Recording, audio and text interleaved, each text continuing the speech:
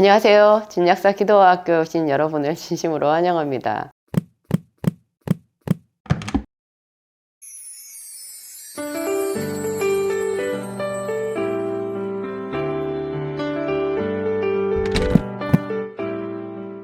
오늘도 제가 목이 많이 잠겼지만 여러분들과의 기도에 대한 이야기, 하나님 나라의 축복, 영적인 세계에 관해서 이야기를 나눌 수 있어서 무척 행복해요. 요즘에 사람들이 그 100억 부자, 100억 부자 그런 얘기 많이 하더라고요. 그냥 옛날에는 뭐 백만장자, 억만장자 그런 말을 많이 썼는데 훨씬 우리에게 그 부자가 어느 정도로 부자인지 실감나게 해주기 위한 표현인 것 같아요. 100억 부자라는 거. 저도 한번 그 말을 생각해 봤는데요. 여러분 보통 그 샐러리맨들, 그 직장 생활하는 사람들이 좀 괜찮은 연봉 이렇게 말하면, 받고 싶은 연봉 이렇게 말하면 1억 연봉을 얘기를 하더라고요. 연봉 1억에 도전한다 그렇게 말하는데, 그거는 1년 동안 받는 그 사람의 보수가 1억이라는 뜻이잖아요. 근데 그게 세전인지 세후인지는 잘 모르겠어요. 제가 그 직원들 급여를 주는 입장이니까 세전과 세후는 차이가 많이 나거든요. 게다가 연봉 1억을 할 것 같으면 이제 뭐 예를 들어서 그게 뭐 세전이다 이렇게 얘기를 해도 뭐 한 달에 월급이 본래 한 800만 원, 평균 한 달 월 수입이 800 정도는 돼야 1년 12달 하면 9,600만 원이 되잖아요. 그래서 1억에 근접하게 되는데, 그 한 달에 800만 원 정도의 급여가 된다고 하면 세금이 그냥 갑자기 누진이 되어 가지고 세금이 많이 붙어요. 그래서 실제로 받는 것은 1억에 훨씬 못 미치거든요. 많이 못 미치는데, 그거를 만약에 세금을 뗀 후에 1억이라고 하면 정말 많이 받는 거죠. 그 사람은 한 달에 뭐 1,000만 원이 훨씬 넘는 급여가 책정이 되어 있어야, 1,몇백만 원씩 되어 있어야 세금을 다 떼고 나도 그 사람이 가져가는 게 연봉 1억이 될 수 있는데요. 어쨌거나 그런 식으로 해서 뭐 세전이든 세후든 하여튼 그 사람이 1억이라고 생각해 봐요. 근데 그 1억을 한 푼도 안 쓰고 100년을 모아야 100억이에요. 근데 누가 그렇게 할 수가 있어요? 근로 연수가 일단 그렇게 되질 않아요. 우리가 일을 할 수 있는 시간이 많아야 30년, 더 길면 만 20살 때부터 일했다, 70까지 일했다 그러면은 50년이잖아요. 100년을 일을 할 수가 없어요. 그런데 연봉 1억인 사람이 한 푼도 안 쓰고, 가상했을 때 한 푼도 안 쓰고 100년을 모아야 되는 돈이 100억인 거예요. 물론 이제 모으면서 그게 이자가 좀 붙는다 이렇게 생각하면, 그러면 50년 만에 연봉 1억인 사람이 이제 100억을 모을 수 있다 이렇게 이자가 붙어서 투자를 해서, 그렇다고 쳐도 50년이잖아요. 그리고 한 푼도 안 써야 되고, 그러니까 이 100억이라는 돈을 가진, 그 정도의 자산을 가진 부자는요, 하나님의 은혜 없이는, 하나님의 허락함이 없이는 되지 않는다라는 결론이 나요. 우리의 그 산술적인 덧셈으로는 그냥 평범한 이런 직장 생활을 해가지고는 이 100억이라는 돈을 도저히 모을 수가 없는 거죠. 그렇지만 현실적으로 주변에서는 또 100억 부자들이 있잖아요. 많이 있어요. 그게 그 사람들에게는 뭔가가 하여튼 있어가지고 하나님께서 기뻐하셨든지, 아니면 하나님께서 그냥 기뻐하시지는 않지만 허락하셨든지 뭔가 하늘의 비밀이 있는 거잖아요. 근데 지금 가난한 내가 이제 100억으로 되려고 하면 이렇게 뭔가가 우리가 보지 못하는 이런 그 한계를 돌파해야지 가능한 거죠. 근데 하나님은, 저는 그래요, 모든 사람들을 100억 부자 이상으로 만들어 주실 수 있는 분, 주실 의향이 있으신 분이 저는 하나님이라고 생각해요. 하나님의 뜻이라고 생각해요. 그게 일만 한다면, 내가 자원해서 일을 하지 않고 내게 있는 모든 것을 다 다른 사람한테 줘버리겠다라고 그렇게 마음먹은 사람이 아니라, 성실하게 자기 직업 전선에서 일을 하고 그 일한 결과로 이제 들어온 돈을 착실하게 이렇게 모으고 정상적으로 이렇게 하는 사람일 경우에는 모든 사람들에게 하나님이 그 이상 100억 이상의 하늘 창고를 예비해 두셨다고 믿거든요. 그런데 우리가 에덴 동산에서 범죄한 이래로 우리도 알지 못하는 유전적인 그런 그 저주, 죄의 저주 아래 있어가지고 수고해도 얻지 못하고, 그렇죠. 그 뭐 좀 돈 100억까지는 뭐 어림도 없고, 뭐 몇 억이라도 모아놓으면 또 뭐가 툭 사건이 터지든지 누가 채가든지 그래가지고 다 날려버리고 또 돈뿐이겠어요. 저는 제가 교회를 개척하면서 사람들을 상담했을 때도 그렇고 또 저희 아버지 집 제가 어렸을 때부터 보아온 저희 아버지 집, 저희 엄마 집, 우리 형제들 뭐 내 주변 사람들을 이렇게 면밀하게 관찰을 해봐도 참 여러 가지로 우리가 도적질을 많이 당하는 것 같아요. 기껏 애써가지고 자식을 키웠는데 그 자식이 갑자기 재난으로 죽어버리는 사람들도 있고 또 사랑을 줬는데 배신당하기도 하고 그렇잖아요. 이런 것도 우리가 돈을 모았는데 이게 밑빠진 독에 물 붓기처럼 새버리는 거랑 그렇죠. 돈이 그게 또 100억이라는 돈까지 쌓이지도 않고 그냥 빠듯하게 살잖아요. 물론 100억까지 없어도 우리가 행복하게 살기는 하겠지만 하나님이 그렇게 주셨는데 못 누린다라고 하는 것은 용납할 일은 아닌 것 같아요. 저는 그거를 용납할 일은 아닌 것 같아요. 그래서 하나님께 특별한 어떤 그런 은혜를 구해야 되고 그 비밀을 하나님께 물어봐야 되고 그래서 그것을 우리가 찾아서 더 선한 일에 많이 쓰고 행복하게 웃으면서 하나님 나라를 위해서 이렇게 써야 되지 않겠어요. 저는 그런 사고방식을 가지고 있어요. 너무나 극심하게 가난하게 비참한 가운데서 제가 저희 아버지가 돌아가시고 그런 어려운 일들을 많이 겪어가지고 이 물질 부분에 있어서는 제가 정말 고민을 많이 하면서 사는 것 같아요. 그뿐만 아니라 또 어떤 사람들은 뭐 가난해도 마음이 편하면 되지 그러는데 돈 없고 마음이 편하기가 참 어려워요. 돈이 있어도 마음이 힘들 수 있겠지만 돈마저 없어 보세요. 그러면 더 힘들거든요. 자식한테 해줘야 되는데 못 해주는 그 부모의 심정이 있잖아요. 피눈물이 나죠. 참 그래서 축복은 받고 볼 일이라는 생각이 들어요. 제가 오늘 제목을 이렇게 지어봤었어요. 하나님 나라의 덧셈. 하나님은 우리에 대해서 어떤 생각을 가지고 계실까요? 하나님은요, 이렇게 더하기 하고 뭔가 축복을 주시는 뭐 쌓여가는 이런 것이 우리랑 계산 방식이 완전히 다르다라는 생각이 들었어요. 완전히 달라요. 제가 언제 마태복음에 나오는 품꾼의 비유를 말씀을 드렸잖아요. 포도원 주인이 포도원에서 일할 품꾼들을 불렀는데요. 아침에 나가서 이제 품꾼들을 한 데나리온씩 하루 일당으로 주기로 하고 자기 포도원에 들여다 보내고. 근데 뭐 거의 점심때 다 되어서 나가보니까 놀고 섰는 사람들이 있어요. 그 사람들한테도 너희도 가서 일해라. 내가 너희에게 상당하게 주리라. 그렇게 얘기해요. 나중에 뭐 오후 한 3시 그때쯤 돼서 나가봤더니 또 그때도 노는 사람이 있는 거예요. 왜 너희는 여기서 놀고 있냐? 우리를 써주는 사람이 없나이다. 너희도 가서 내 포도원에 가서 일해라. 그래가지고 하루 일과가 끝났는데 이제 나중 온 사람들부터 부른 거예요. 포도원 주인이.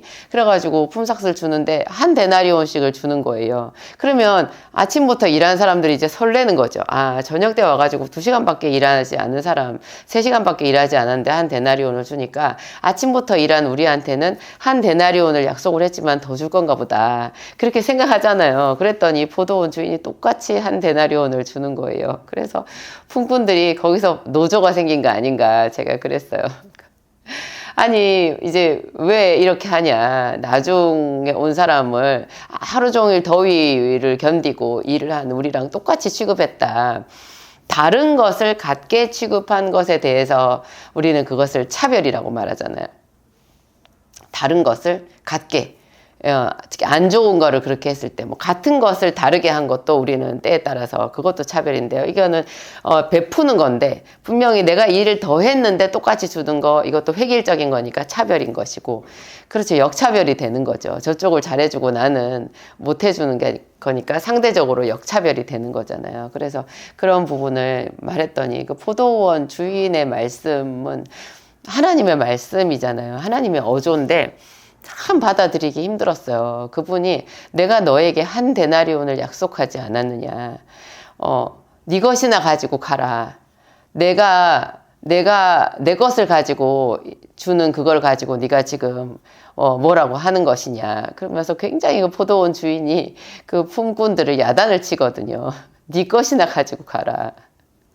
그렇게 말을 하는데, 그래서 내 주변에 봤을 때 이렇게 불공정하고 불평등해 보이고 이런 일들이 비일비재한 것인가? 하나님은 왜 이렇게 말씀하시는 걸까? 저도 그 부분 읽을 때마다 속이 다 서늘했었거든요.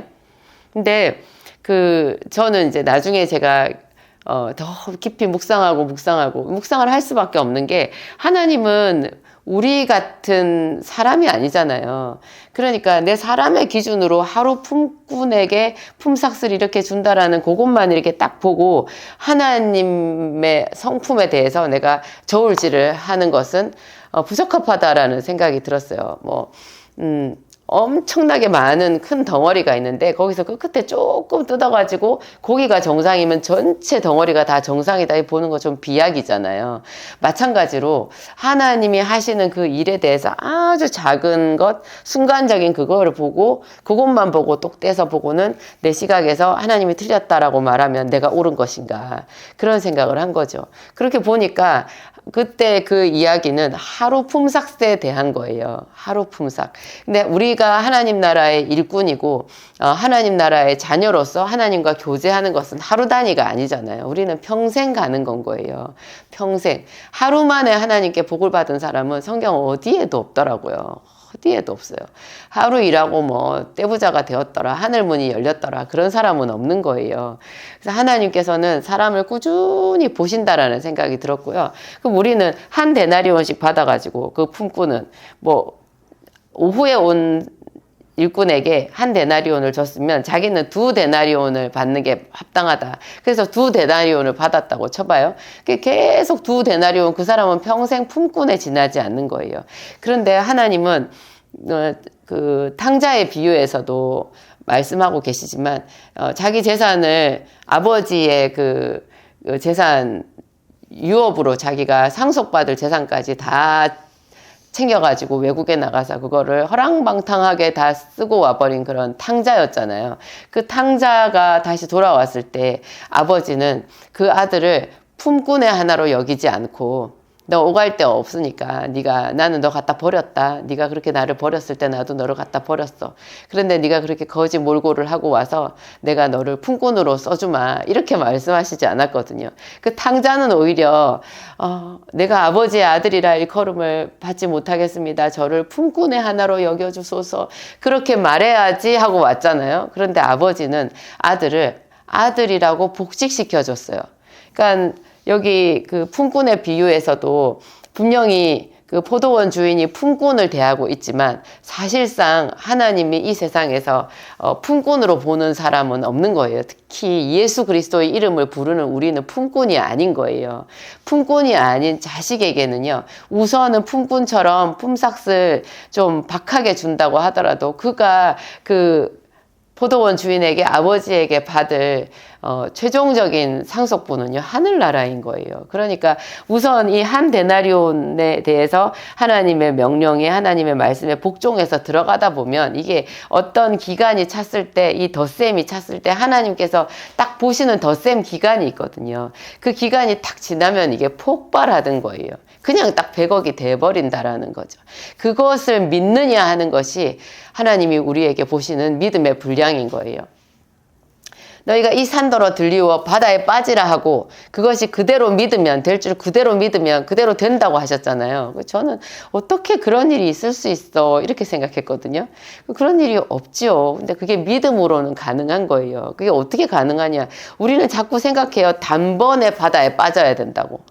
단번에 바다에 빠져야 된다고. 근데 세상 어떤 이치가 단번에 빠지는 게 있던가요? 우리가 공사를 해도 산을 깎고 바다를 평지로 만드는 그런 일도 몇 년에 걸쳐서 하지 않나요? 대공사를 해요. 최신 장비를 들여가지고. 근데 눈에 보이지 않는 하나님의 일을 그만큼의 시간을 줘야 되지 않겠냐는 거예요. 대신 우리가 땅을 파고 하지 않잖아요. 흙을 나르고 하지 않잖아요. 그런데 하나님께서 그 일을 보이지 않는 영적인 힘으로 그 산을 바다에 빠지게 한다면 이 세상에서 공사하는 사람들만큼의 기간은 줘야지 되는 거잖아요. 그래도 그게 기적인 거잖아요. 산이 바다에 빠진 것은. 그 기간이 하나님 나라의 덧셈인 거죠. 근데 그 기간이요, 우리가 세상에서 하는 공사는 계속 이렇게 하는 게 보이잖아요. 근데 보이지 않는 하나님 나라의 그 덧셈 공식은요, 한참 동안 그냥 있어요. 그런데 어떤 그 기간이 딱 찼을 때 그냥 갑자기 바뀌는 거죠. 그 성경에는 그런 이야기들이 한두 가지가 아니에요. 뭐 예를 들면 가나 혼인잔치에서 물을 포도주로 만드셨잖아요. 그런데 여러분, 그 물이 언제 포도주가 됐을지를 생각해 보셨어요? 포도주로 변한 시점이 언제냐는 거예요. 그것은 산이 바다에 들려서 빠져서 갑자기 탁 평지가 돼버린 그 시점을 말하는 거잖아요. 그런데 산이 맨날 기도해도 산은 그대로 있어요. 우리가 그 물은 그냥 그대로 물이었거든요. 왜냐하면 하인들이 그 두세 통 드는 돌 항아리 6에다가 물을 채웠는데요. 그건 분명히 물을 채웠으니까 물이었어요. 근데 예수님께서 하인들에게 이제는 그 물을 떠서 연회장에게 갖다 주라 그랬거든요. 그러니까 분명히 하인들은 물을 떴어요. 물을 채웠고 그 채운 물을 떴거든요. 그래가지고 연회장에게 갖다 줬어요. 연회장은 포도주를 갖고 오라고 했는데 이 하인들은 못 들은 척하고 예수님이 시키는 대로 물을 떠다가 갖다 준 거예요. 그런데 연회장이 맛을 보니까 이게 포도주인 거예요. 그럼 도대체 언제 바뀌었냐라는 거예요. 그러니까 하나님 나라의 덧셈, 물이 포도주로 바뀌는 바로 그 시간, 그 시각 타임, 그 다음에 산이 바다에 빠져서 갑자기 평지가 되는 그 타이밍은 갑자기라는 거예요. 갑자기인데 그 앞에 아무 변화가 없는, 물이 그냥 물로 있고 산은 그냥 산으로 있고 한 데나리온은 계속 한 데나리온으로 있는 그 기간이 상당 기간 지속된다라는 거예요. 그 기간을 참고 인내로 순종하고 계속해서 기도하는, 이 기도가 믿음이니까요. 기도하지 않는 사람은 믿음이 없다고 하셨잖아요. 저한테. 시간을 정해놓고 하는 기도도 하지 않으면서 네 믿음이 어디 있느냐 저한테 그러셨거든요. 그냥 오며 가며 하나님 아버지 이렇게 하는 거는 믿음이 아니라는 거예요. 하나님을 정말로 믿는다라고 하면 너의 가장 귀한 시간, 하루에 1시간은 뚝 떼서 그 시간만큼은 온전히 내 앞에 네가 엎드려가지고 내 이름만 부르는 시간이 있어야 되지 않느냐. 내 말씀만 구하는 시간 1시간은 있어야 되지 않느냐. 예수님께서 제자들한테 너희가 한시라도 깨어서 나와 함께 기도할 수 없더냐. 한시라도, 1 hour. 한시라도 깨어서 기도할 수 없더냐. 1시간은 깨어서 기도해야지 그게 믿음이 있는 건 거예요. 그런 한시라도 깨어서 기도하는 그 시간이 어느 정도 축적이 됐을 때 그게 물이 물로 남아있는 시간, 그렇죠. 한 데나리온, 아침부터 저녁까지 일하고도 한 데나리온 밖에 받지 못하는 그 품꾼의 시간들. 어떤 사람은 옆에서 조금 일하고도 엄청 돈을 많이 벌고, 뭐, 그냥 형통한 거야. 악인이 그냥, 속임수 쓰고 막 이렇게 해가지고 형통한 거 그런 거 봐도 나는 하나님께서 말씀하신 그 말씀에 거하면서 주의 성실로 식물을 삶는, 주의 성실로 먹을거리를 삶는 그 꾸준한 삶을 계속 하는 거죠. 두세 통 드는 돌 항아리에 쓸데없어 보이는 물을 길러가지고 가득 채우는 그 힘겨운 노역을 묵묵히 참고 말씀에 순종해서 계속 하는 거죠. 그게 쭉 갔을 때 갑자기 하나님 나라의 덧셈이 작동되는 그 타이밍이 되면 이게 덧셈이 더 이상 덧셈이 아니라 폭발하게 되는 거라고. 그래서 참 신기한 것 같아요.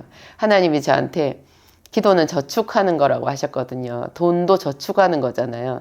돈을 버는 대로 다 써버리면서 왜 하나님은 나한테 돈을 안 주시는지 모르겠다고 그렇게 말하는 사람이 있더라고요. 적은 돈이라도 열심히 벌어서 얼마간은 저축을 하셔야 돼요. 그 저축한 것에 하나님께서 복을 주시거든요. 그게 하나님의 덧셈의 법칙인데 조금밖에 못 모았어도 얼마라도 있으면 그것을 종잣돈으로 해가지고 하나님께서 뭔가 새로운 길을 열어가시는 거예요. 그래서 작은 물질을 소중히 여기는 그것도 하나님 나라의 덧셈 법칙에 순응하는 하는 방법이라는 생각이 들어요.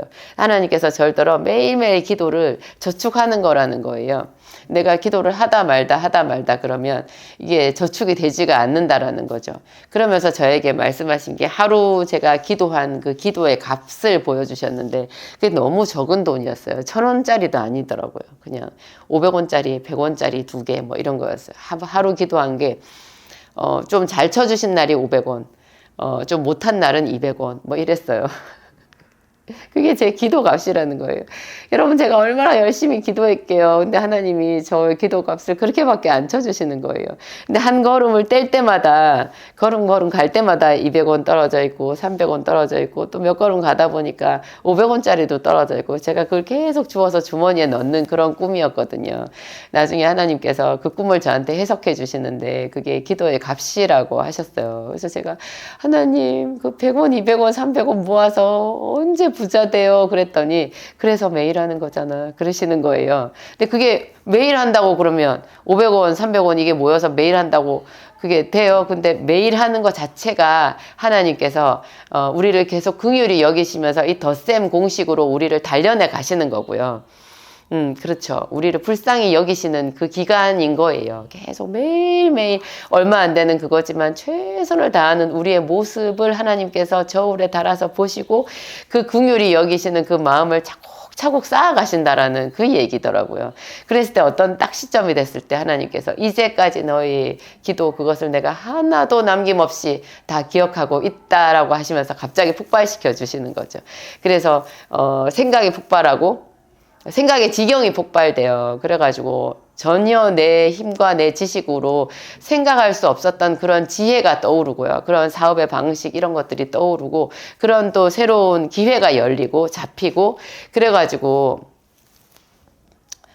제가 여기까지 온 것 같아요.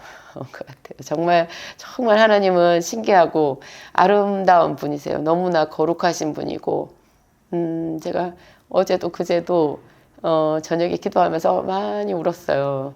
그냥 그 예수님의 그 사랑과 그 거룩하심과 그 흠 없으심과 나를 긍휼히 여기시는 그 사랑이 느껴지더라고요. 그런데 제가 그분 앞에서 제 나름대로 열심히 살았지만 저는 그분의 거룩하심 앞에 너무 허물이 많은 거예요. 그래서 막 눈물이 났어요. 정말 많이 눈물이 났어요. 하나님, 제가 어떻게 살아가야 되는지 저에게 거룩함의 길을 가르쳐 주세요. 제가 수고하고 땀 흘린 거 잃어버리지 않게 해주세요. 그렇게 제가 기도했거든요. 하여튼 여러분, 제가 오늘 말씀드리는 거 하나님 나라의 덧셈, 하나님을 믿으시고 아주 작아 보이는 거라도 하찮게 여기지 마시고 소중히 여기고 매일매일을 하나님 앞에 드리면서 기도해 보세요. 정말 하나님 나라의 덧셈 그 벨트 위에 그 진행 벨트 위에 올라가 계시면 단지 물질뿐만이 아니에요. 모든 것에서 여러분 꾸어주고 나누어주는 아름다운 인생을 살 수 있어요. 저도 아직 다 되었다고 생각하지 않고 멀었죠. 저도 계속 그 삶을 하나님께서 저를 하늘나라 부르시는 날까지 그쵸, 낙오되지 않고 앞으로 갈 수 있기를 소망하는 마음입니다. 기도하시겠습니다. 하나님 감사합니다. 개미처럼 연약하고 보잘것없는 우리를 주님 사랑하여 주셨습니다. 하나님, 풍랑이 있는 바다 위에서 거스르는 물결 위에 노를 저으려고 애쓰는 당신의 제자들을 불쌍히 지켜보신 것처럼 우리의 일상을 지켜보시고 우리 곁에 와 계신 하나님 주 예수 그리스도께 감사합니다. 성령님 오시옵소서. 우리에게 믿음을 주시옵소서. 날마다 보이지 아니하는 하나님 그 말씀을 붙잡고 기도할 수 있는 마음 주시옵소서. 우리가 수고한 것에 비하여 현저히 적은 품삯이라도 그것을 또한 감사함으로 받아서 하나님께 드릴 것 드리고 내 이웃을 위하여 드릴 것 드리고 하나님 감사함으로 양식을 먹고 소망을 품는 사람 되게 하여 주옵소서. 우리들에게 복을 내려 주시옵소서. 우리의 눈을 열어서 주의 기이한 법을 보게 하여 주옵소서. 이 세상의 덧셈과 다른 하나님 나라의 덧셈 공식에 우리를 초청하여 주옵소서. 하나님 감사합니다. 감사합니다. 우리 각 사람에게 성령의 충만한 기름 부으심을 주사 무엇을 구해야 할지 어디로 가야 할지 일일이 길을 지도하여 주옵소서. 감사하오며 예수님 이름으로 기도합니다. 아멘.